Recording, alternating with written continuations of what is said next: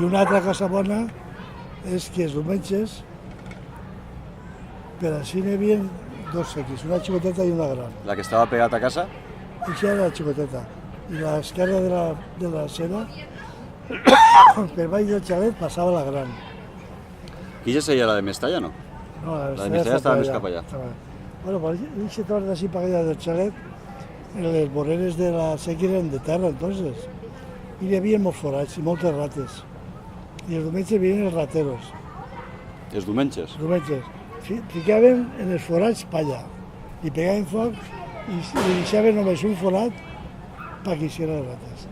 I veus tu les gossos dins de l'aigua.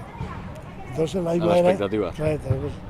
I sabien que tenien així per aquest forat perquè és l'únic que eixia fum i els altres estava tot tapat. I veies tu que eixia la rata, però unes rates així. El gos la zampava, li pegava un venenoso i la tirava A l'amo.